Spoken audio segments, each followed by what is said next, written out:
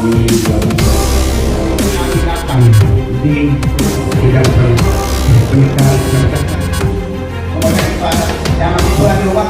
Desa Tamalate dapat pelatihan penanganan spesies ETP hasil tangkapan sampingan.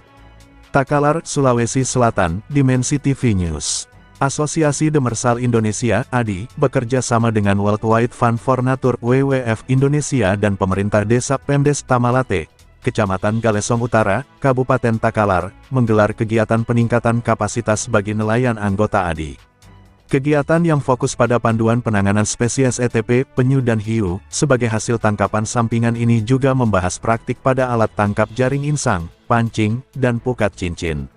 Hadir dalam kegiatan tersebut antara lain Kepala Desa Tamalate Husain SE, Perwakilan Asosiasi Demersal Indonesia Bapak Agus, Penyuluh Perikanan Kabupaten Takalar Patahudin SP, serta perwakilan Yayasan WWF Indonesia Theo Andri Saputra, pemateri Irfan Ahmad Fikri, dan Sukron Alfi.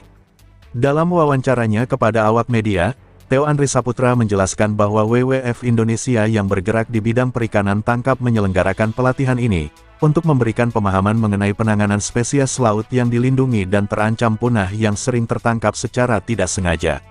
Spesies yang menjadi fokus meliputi hiu, pari, dan penyu, yang biasanya tertangkap ketika nelayan menggunakan alat tangkap pancing dan jaring, ujarnya.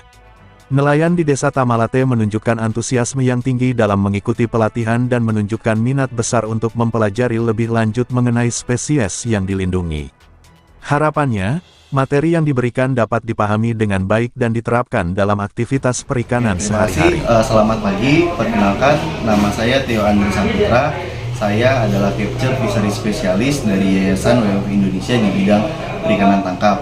Nah, hari ini kami melaksanakan pelatihan kepada nelayan mengenai penanganan hasil tangkapan samping berupa spesies laut yang dilindungi, terancam, dan terancam punah. Spesies ini meliputi hiu, pari, manta, dan penyu yang ditangkap biasanya oleh nelayan secara tidak sengaja dengan menggunakan alat tangkap pancing ataupun jaring insang, peperek kalau di sini sebutannya. Terus tanggapan Bapak mengenai antusias masyarakat di desa ini, Pak? Tanggapan dan antusias masyarakat di sini saya lihat cukup bagus ya, dan memiliki antusias yang tinggi. Para nelayan sangat tertarik untuk belajar dan mengenal lebih jauh apa itu spesies yang dilindungi, terancam, dan terancam punah. Bagaimana cara pelepasannya apabila tertangkap oleh alat tangkap pancing mereka. Harapannya ke depan dengan dilaksanakannya kegiatan ini? Harapan ke depan, nelayan dapat lebih memahami mengenai materi yang sudah diberikan, kemudian bisa dapat mengaplikasikan dalam kegiatan sehari-hari. Apabila sudah tertangkap spesies ETP tersebut, kemudian bisa dilepaskan sehingga dapat melindungi dan melestarikan hewan-hewan ETP spesies tersebut. Kalau Yayasan WWF sendiri, Pak, di Sulawesi Selatan sudah berapa wilayah yang didatangi? Oke, untuk saat ini di Sulawesi Selatan kami belum ada kantor. Kami lebih berfokus kalau di Sulawesi ada site di Wakatobi, Sulawesi Tenggara. Lingkup pekerjaan kami di Wakatobi ada soal perikanan tangkap, kemudian ada budidaya, dan juga ada ekowisata atau tourism. Jadi di Sulawesi Selatan baru di desa ini, Pak, ya? Betul. Jadi untuk di Sulawesi Selatan kami baru masuk di Desa Tamalate, Kabupaten Takalar, Sulawesi Selatan.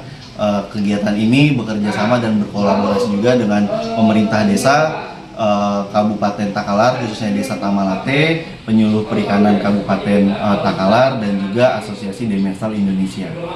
Sebagai tempat pertama yang dikunjungi, Pak, apa kesan dan pesannya untuk dari WWF?